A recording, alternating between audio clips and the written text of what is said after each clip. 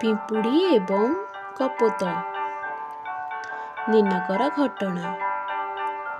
ଗୋଟିଏ ଶୋଷିଲା ପିମ୍ପୁଡ଼ିଟିଏ ପାଣି ପିଇବା ପାଇଁ ନଦୀ କୂଳକୁ ଯାଇଥାଏ। ପାଣି ପିଉ ପିଉ ହଠାତ୍ ସିଏ ତାର ଭାରସାମ୍ୟ ହରାଇ ପାଣିରେ ପଡ଼ିଗଲା। ସାହାଯ୍ୟ କର, ସାହାଯ୍ୟ କର, ସାହାଯ୍ୟ କର, ଏମିତି କେତେ ପିମ୍ପୁଡ଼ିଟି କାନ୍ଦିଲା, କିନ୍ତୁ କେହି ତାକୁ ସାହାଯ୍ୟ କରିବା ପାଇଁ ସେଠି ନଥିଲେ କି ତା କାନ୍ଦଣା କେହି ଶୁଣି ପାରୁନଥିଲେ। ଗଛ ଡାଳରେ ଗୋଟିଏ କପୋତଟିଏ ବସିଥିଲା। ସିଏ ଏସବୁ ଦେଖୁଥିଲା। ଦେଖିକି ଜାଣିଲା ପିମ୍ପୁଡ଼ିଟି ବହୁତ କଷ୍ଟରେ ଅଛି ଆଉ ସେ ଭାସି ଯାଉଛି। ସିଏ ଏହା ଦେଖି ତାକୁ ଗୋଟିଏ ପତ୍ରଟିଏ ଡାଳରୁ ଛିଡ଼ି ଫୋପାଡ଼ି ଦେଲା।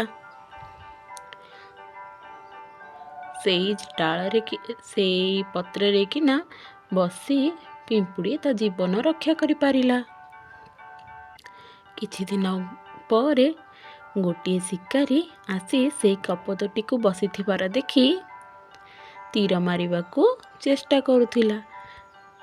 ଏହା ଦେଖି ପିମ୍ପୁଡ଼ି ଜାଣିପାରିଲା କି ମୋ ସାଙ୍ଗ ବହୁତ ଦୁଃଖରେ ଅଛି। ଏବେ ମୋ ସାଙ୍ଗକୁ ମାରିଦେବ ସେ ଶିକାରୀଟି। ତେଣୁ ସିଏ କ'ଣ କଲା, ଗଲା ଶିକାରୀର ଗୋଡ଼କୁ କିନା କାମୁଡ଼ି ଦେଲା। ଶିକାରୀଟି କାନ୍ଦି ପକେଇଲା ଆଉ ତାର ସ୍ୱର ବାଜିଲାନି କପୋତ ଦିହରେ। ଆଉ କପୋତଟି ବଞ୍ଚିଗଲା। ସେଇଦିନ ଠାରୁ ପିମ୍ପୁଡ଼ି ଆଉ କପୋତ ଭଲ ସାଙ୍ଗ ହେଇଗଲେ, ବହୁତ ଭଲ ସାଙ୍ଗ। ଆମେ ଏଥିରୁ କ'ଣ ଶିଖିଲେ?